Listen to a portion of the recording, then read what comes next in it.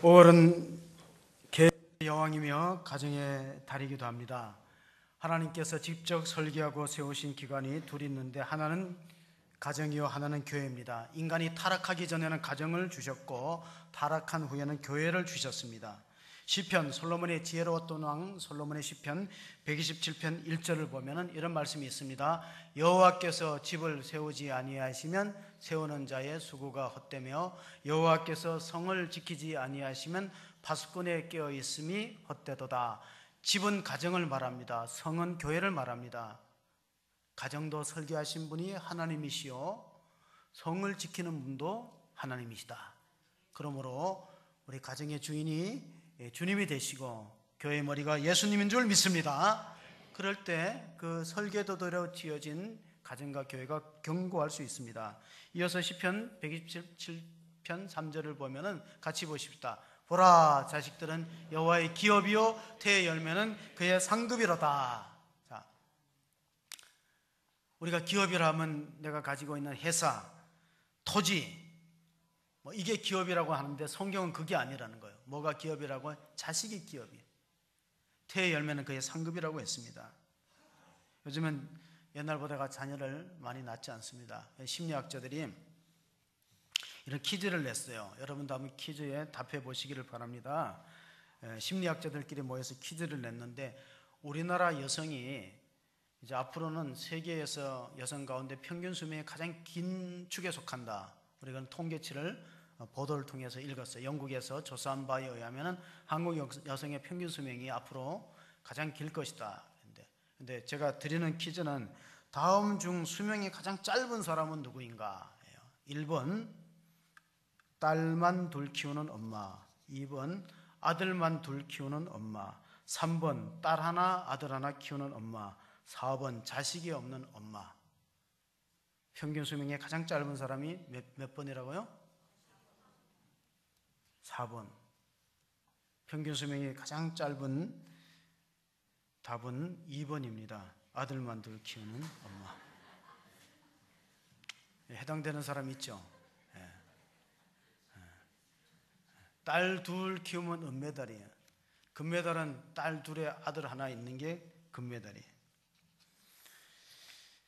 딸 하나 아들 하나 있으면 동메달이에요. 아들만 둘이 있으면 목메달이에요. 저도 거기에 속합니다. 일반적으로 그렇다는 거예요. 아들은 뭐냐? 태어날 때는 1천간이에요. 대학교 가면 4천간이고 군대 갔다 오면 8천이고 이제 애 나오면 동포예요. 이민 가면 해외 동포예요. 아들이 그렇다는 거예요. 우리나라에서 조기 유학 열풍이 불었을 때 그 아버지가 열심히 돈을 붙여주는 아버지를 기러기 아빠라 그랬는데 기러기 아빠 위에 한 단계 높은 게 독수리 아빠예요. 독수리 아빠는 재력이 있고 여유가 있어서 마음만 먹으면 해외 유학하는 자녀를 만날 수 있는 건 독수리 아빠고 기러기 아빠는 마음 먹어야 1년에 한두 차례 가는 아빠가 기러기 아빠고 펭귄 아빠는 못 가는 거예요. 뒤뚱뒤뚱 삶의 무게가 너무 무거워서 못 가는 게 펭귄 아빠다는 게 있는데 노벨상을 수상했던 분인 기러기가 나왔을 때 움직이는 풍선을 보여줬더니 풍선이 엄마인 줄 알고 따라갔다는 거예요. 그러니까 노벨 그 비교 행동 연구가가 해봤어요. 자기의 모습을 보여줬더니 자기를 보고 부모인 줄 알고 따라갔더라. 기러기 새끼들이 뭐냐면 그거를 임플린팅이라고 불러요. 심리학 각인 효과. 그러니까 모든 그 기러기는 아래에서 딱 태어났을 때 가장 먼저 보이는 것을 엄마로 생각하는 거예요. 엄마. 풍선이 보이면 풍선을 따라가는 거예요. 각인 효과, 임프린팅 효과가 있다는 거예요. 태어나서 처음 보는 사물에 대해서 그만큼 자기의 관심과 애정이 쏠려 있는데 우리는 그동안 너무나 어린 나이의 가치에 대해서 소홀했기 때문에 성경을 보면은요, 성경에도 어린 나이와 여성은 숫자에 넣지 않았습니다. 오병이의 기적에 시작은 어린아이로부터 시작됐는데 마태복음 14장 20절 21절을 한번 읽어보겠습니다. 다 배불리 먹고 남은 조각을 12바구니에 차게 거두었으며 먹은 사람은 여자와 어린이 외에 5,000명이나 되었더라. 합하면 한 2만 명이 넘었을 거예요.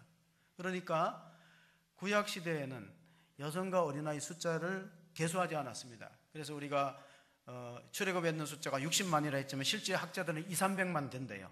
여성과 어린아이는 계수에 안 넣었으니까. 베스다 광야에서 오병이어의 기적을 경험한 사람은 5,000명이라는데 그 보니까 여자와 어린아이를 뺀 거예요. 실제로 하면 한 2만 명 되겠죠. 2만 명이 떡을 먹으려면 계산이 빨랐던 빌립이 200톤의 떡을 가지고도 부족할 것이다.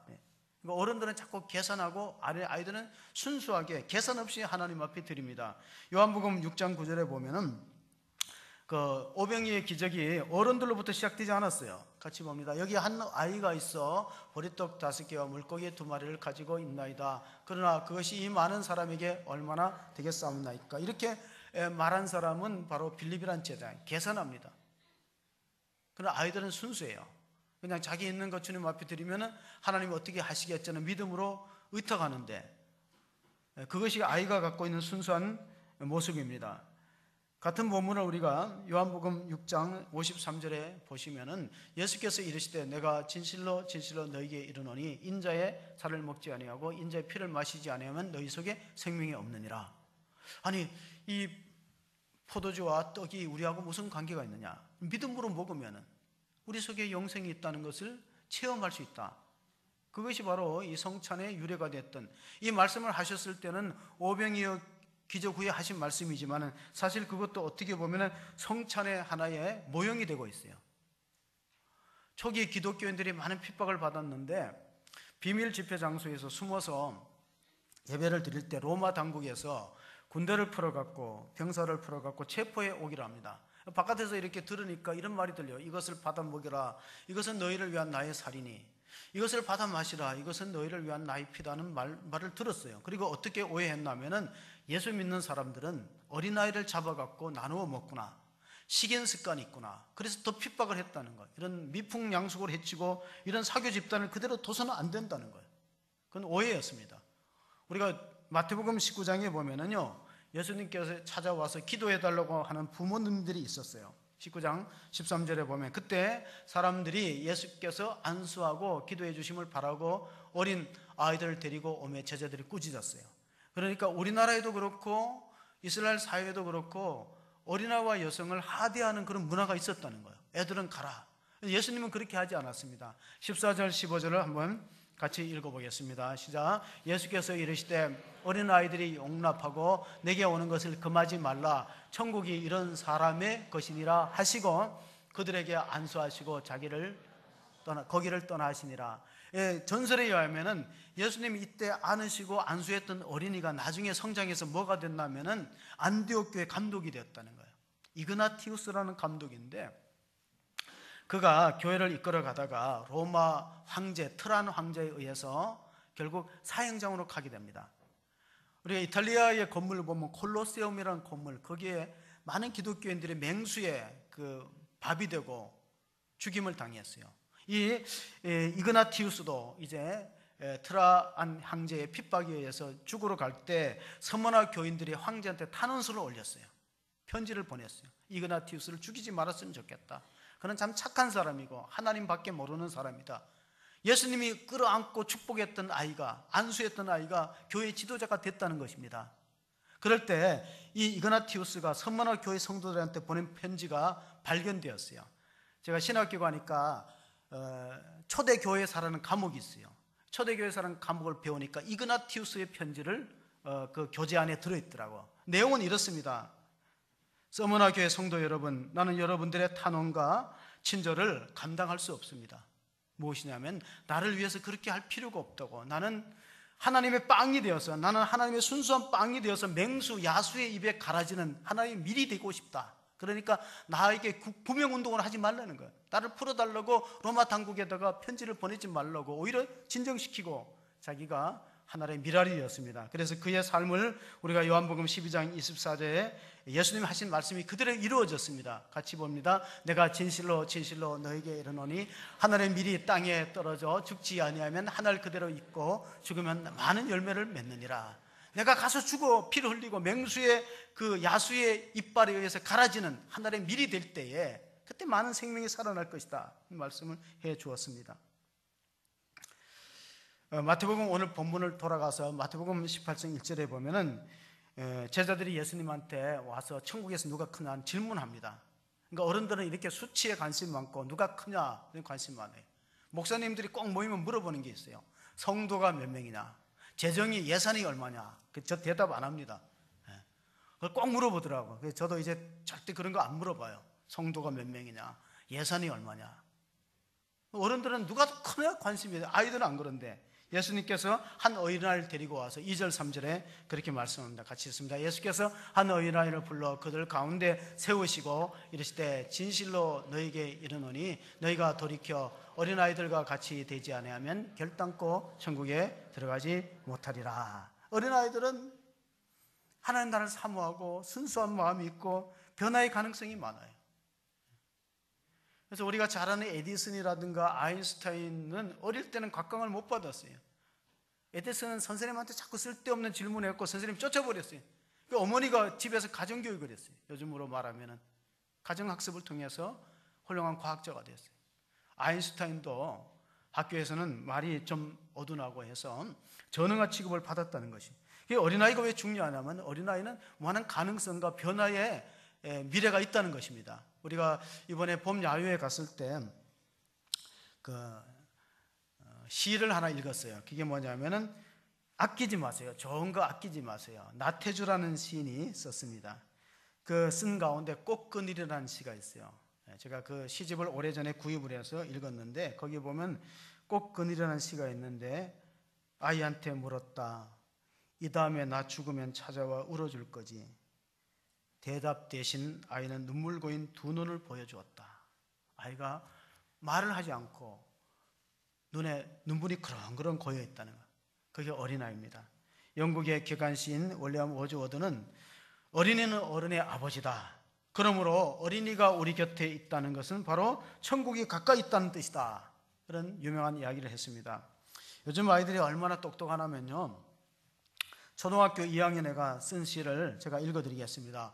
엄마가 있어 좋다. 엄마가 있어 좋다. 나를 예뻐해 주니까. 냉장고가 있어 좋다. 나에게 먹을 것을 주어서. 강아지가 있어 좋다.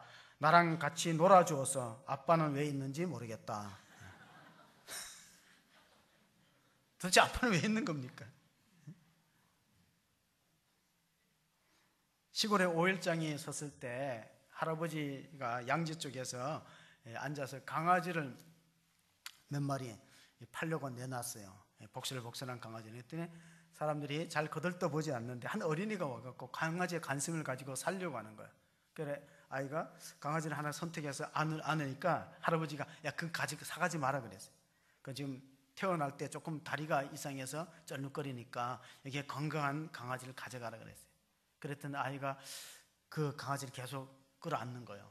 그러면서 이거는 값이 싸니까 너 그거 싸게 가져가도 되지만은 그걸 가져가면 부모님들이 또 물리러 오니까 그러니까 물리러 오니까 번거로우니까 할아버지가 이 좋은 건강하고 좋은 강아지를 줄 테니까 이걸 가지고 집에 가서 잘 길러라 그랬더니 아이가 아니에요. 저는 이 강아지가 마음에 들어요.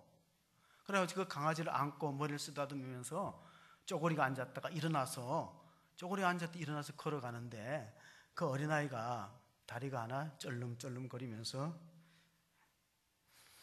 걸어갔습니다. 여러분 우리가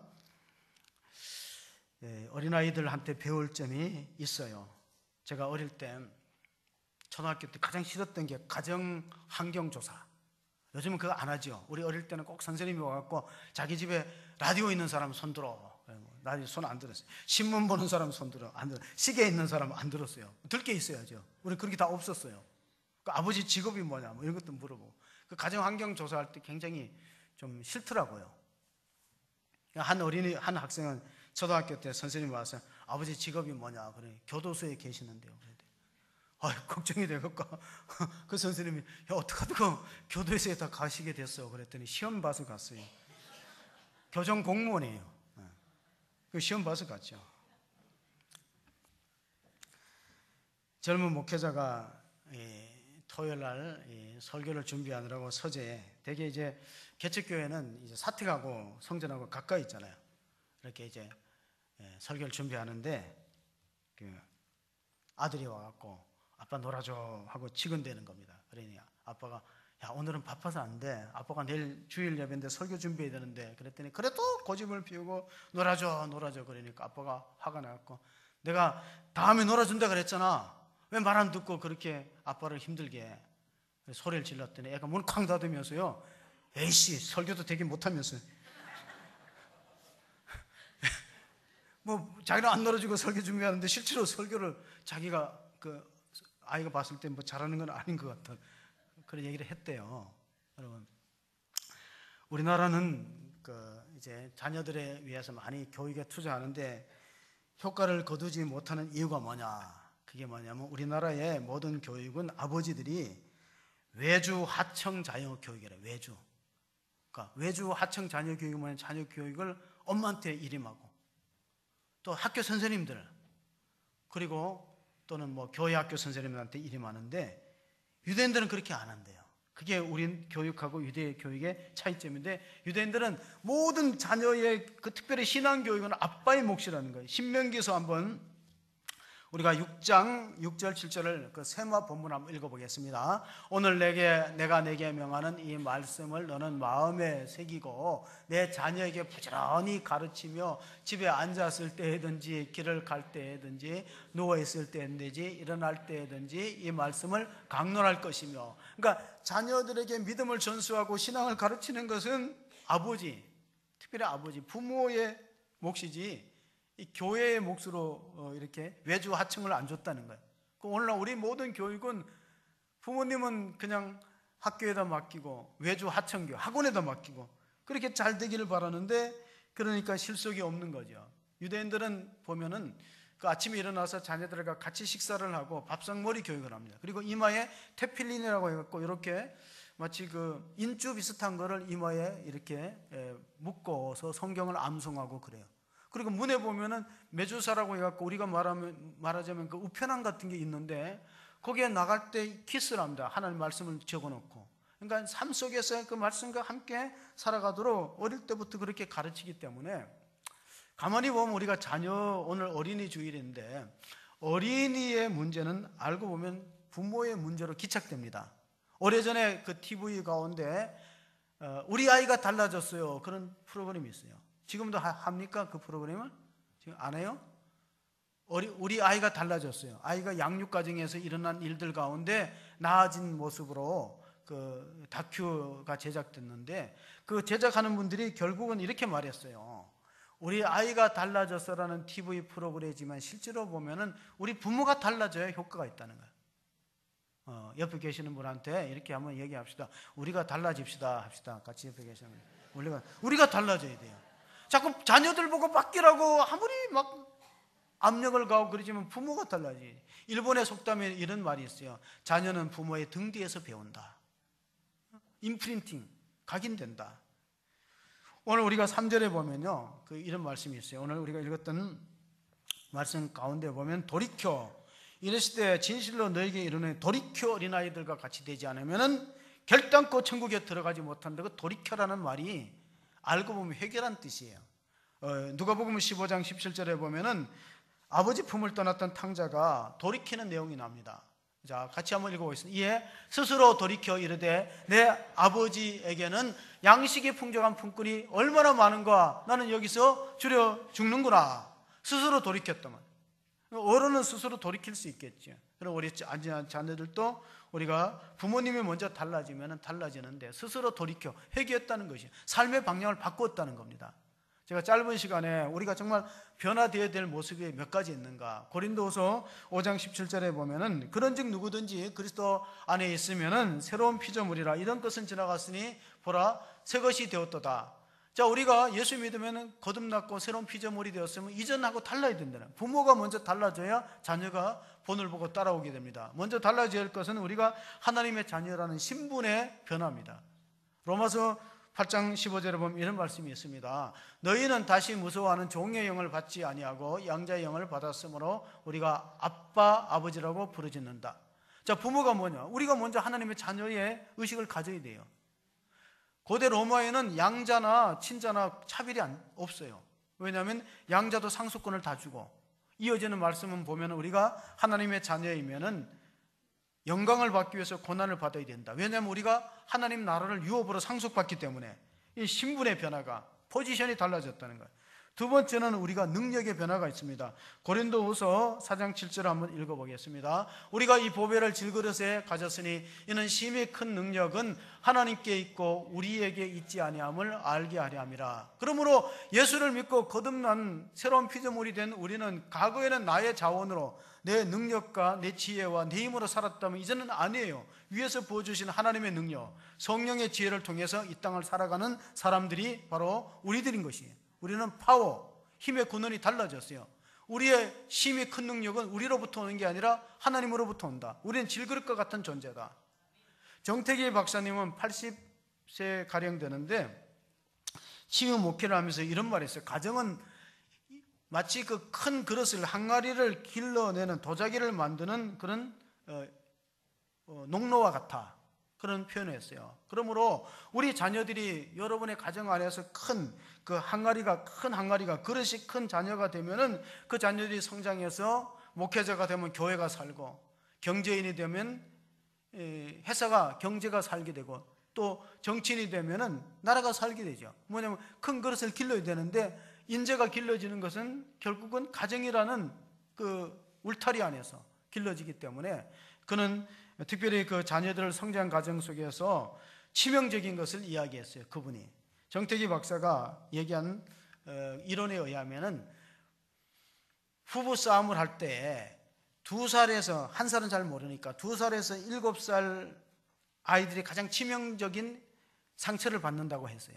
그의 이론에. 그런데 그 상처의 공포 수치가 얼마나 크냐면은 2살에서 7살까지 미취학 연령에 속하는 아이들이 부모가 싸우는 것을 보게 되면은 그 공포 수치가 뭐와 같으냐면은 전쟁할 때 옆에 전우가 총에 맞아 죽어갈 때 느끼는 공포와 똑같다는 거야.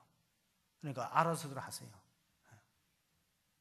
그가 축복된 가정을 시편 112편에 이렇게 기록을 했어요. 우리 가정이 이렇게 되어야 된다. 할렐루야, 여호와를 경외하며 그의 계명을 크게 즐거워하는 자는 복이 있도다.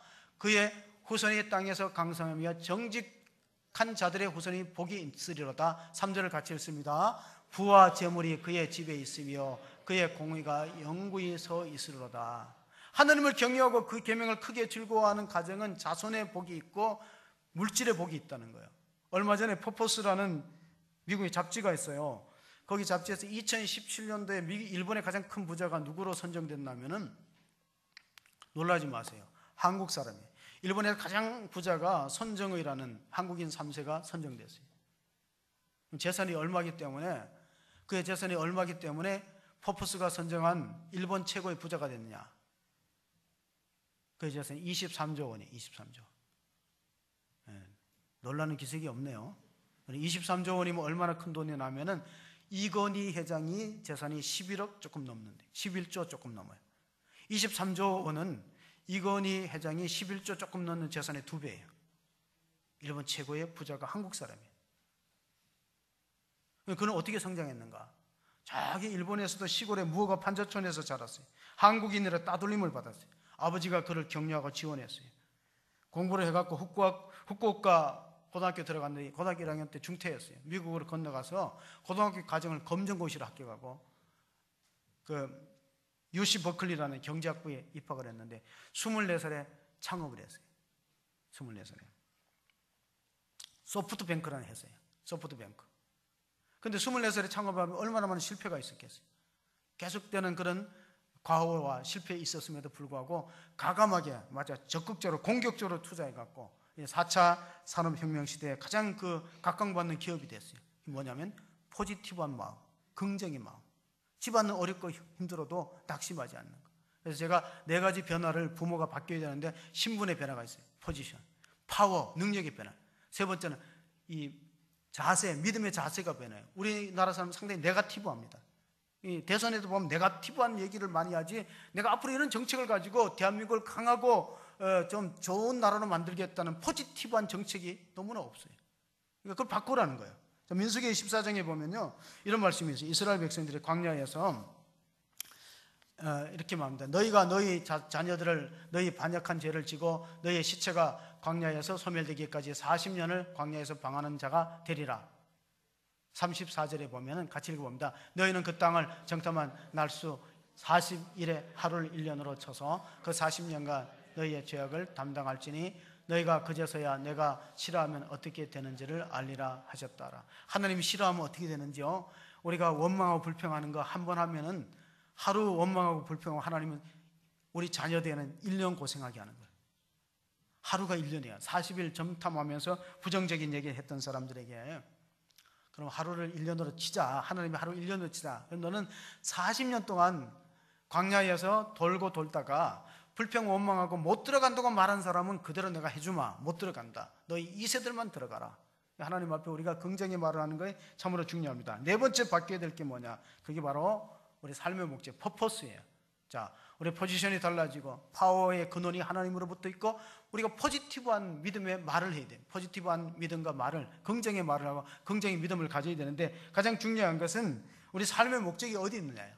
자, 끝으로 로마서 14장 7절 8절을 한번 읽어보겠습니다. 우리 중에 누구든지 자기를 위하여 사는 자가 없고 자기를 위하여 죽는 자도 없도다. 우리가 살아도 주를 위하여 살고 죽어도 주를 위하여 죽나니 그러므로 사나 죽으나 우리가 주의 것이로다. 예수 믿는 사람은 삶의 목적이 하나님께 있어야 돼요. 칼릴 지브란이라는 시인이 예언자라는 시를 쓰면서 시편 127편에 젊은 자의 자식은 장서의 수중에 화살 같다. 그래서 그걸 해석해서 아이들에게라는 시를 썼어요. 아이들에게 뭐냐? 우리 아이들은 활과 같아.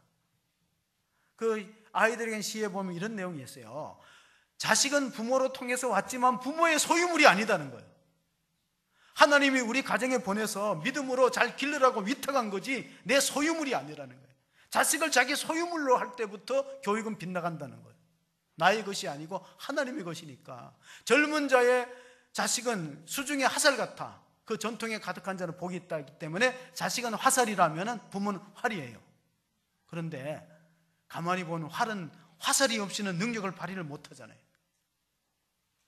중요한 것은 활을 화살에 매겨서 어디로 잡아당기느냐가 참으로 중요해요. 어디로 잡아당기는, 어떻게 잡아당기는. 그러면 제가 여러분이 바뀌어야 될 가치관이 하나님 나라의 가치관. 정말 우리 자녀가 세상에서 출세하고 잘 되는 것에다가 내 인생의 목적을 두느냐, 아니면은 정말 주일날은 반드시 교회를 가고 성적이 한두 순위가 낮아지도록 하나님의 사람으로 길러가는가. 그 부모의 가치관이 아이들에게 전수되기 때문에 자식이 화살이라면 부모는 활인데 어느 방향을 위하여 쏘느냐에 따라서 자녀의 미래가 달라집니다. 그럼 우리는 먼저 부모가 달라져서 우리의 가치관이 하나님 중심으로 하나님의 자녀를 믿음으로 잘 양육하는 일에 힘쓰는, 정말 여호와를 경외하여서 그 후손이 잘 되는 강성하는 은혜가 오늘 예배하는 성도들의 모든 가정에게 충만히 임하기를 주의 이름으로 축원합니다. 아멘. 하나님 아버지, 오늘 어린이 주일에 주께서 어린아이가 내게 오는 것을 금하지 말고 용납하라고, 천국은 이들같이 자기를 낮추고 겸손한 자의 것이라고 했습니다. 하나님, 우리 모든 성도들의 가정의 자녀들이 하나님 은혜 안에서 영적으로 잘 성장하고 믿음이 강건하여서 하나님 필요로 하는 일꾼이 되고 이 나라가 찾는 그런 소중한 인재가 다 되게 도와주시옵소서. 부모님의 믿음의 유산이 자녀들에게 물려지고 신앙생활하는 모습이 자녀들에게 전수가 됩니다. 우리의 마음이 갈라져 있습니다. 세상과 하나님의 두 가지 가치관을 놓고 혼돈 가운데 있습니다.